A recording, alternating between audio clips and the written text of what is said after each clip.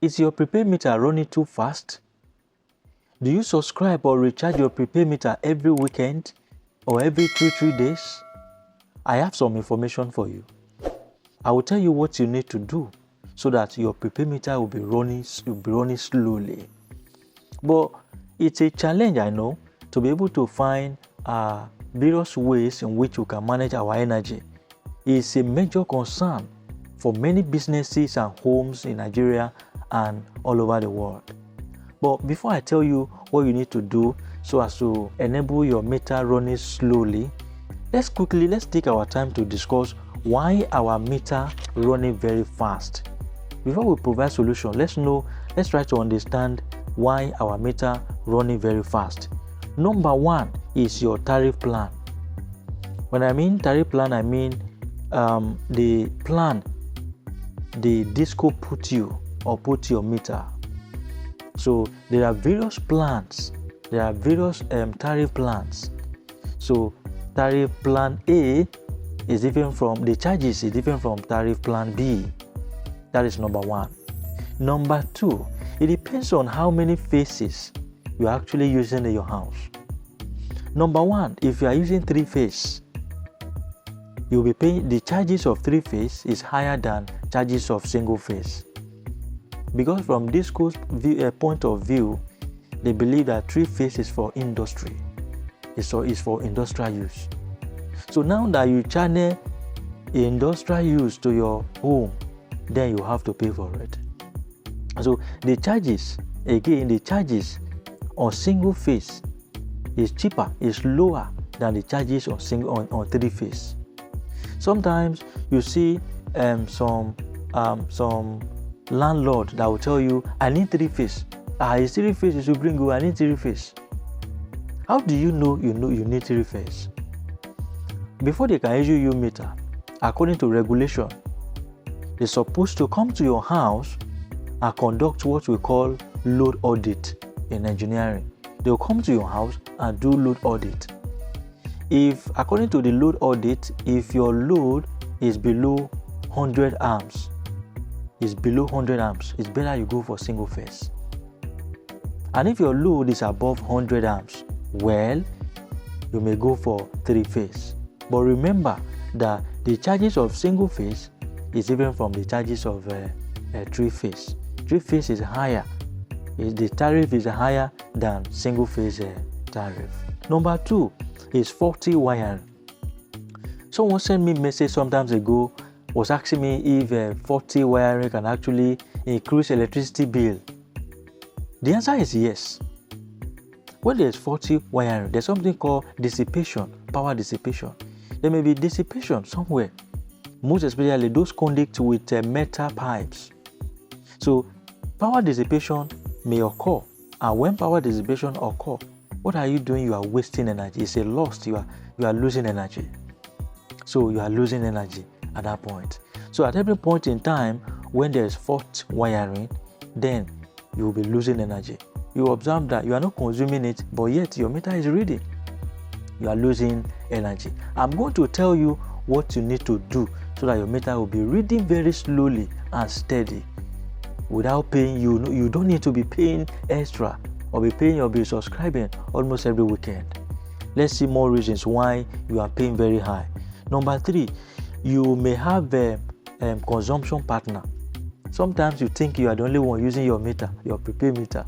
Of course, in most cases, you might not be the only one using the meter.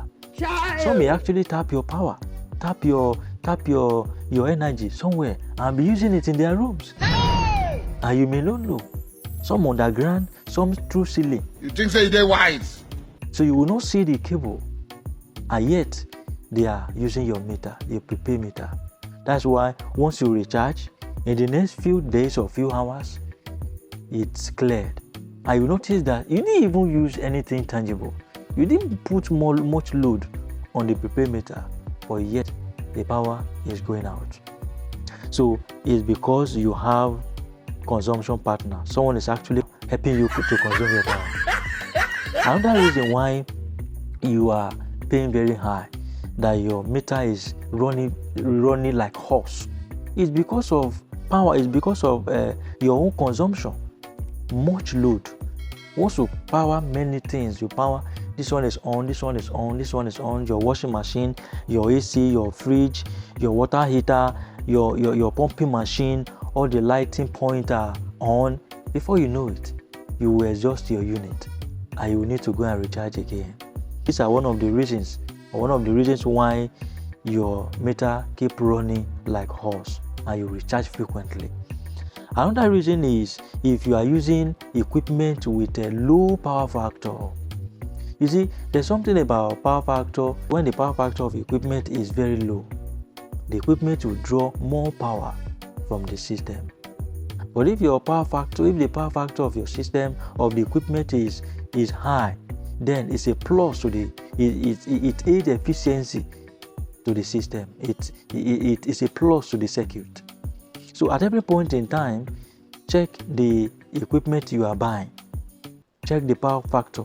If it's an industry and you need to buy electric motor, probably for grinding or for driving, or you want to use grinder, so whatever machine you are buying, whatever engine you are buying that is using power factor, then you need to ensure that the power factor is high. When we say good power factor, we're talking about power factor between probably 0.95 to like 1.0 is considered good power factor. But power factor below 0.85, maybe 0.7, 0.6, these are low power factor. If the power factor is very low, then the equipment will be drawing excessive power from your circuit, from your circuit, and before you know it, your prepaid meter will be running very smooth, very fast, like horse. Like I said, I'm going to tell you today what you need to do so that your prepaid meter will be running slowly. And then lastly, another reason why your prepaid meter is running very fast, it could be because the meter is faulty. It could be human error. So maybe the meter is faulty. Though it's rare. This is a rare occasion.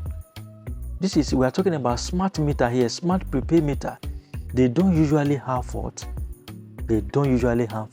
But we cannot avoid human error. So another factor could be because of the faulty meter. So now, what do you need to do now?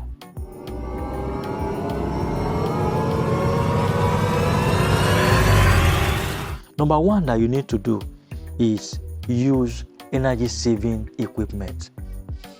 Whatever you want to buy, ensure that these are conform with energy saving. These are energy saving equipment. Ensure whereby you are buying something, maybe you are buying AC, you are buying a fridge, you are buying iron, you are buying kitchen equipment. Ensure that they are energy saving material. We have inverter AC and we have inverter refrigerator. We have inverter iron as well. So equipment that draw little power from your system is what you should be buying.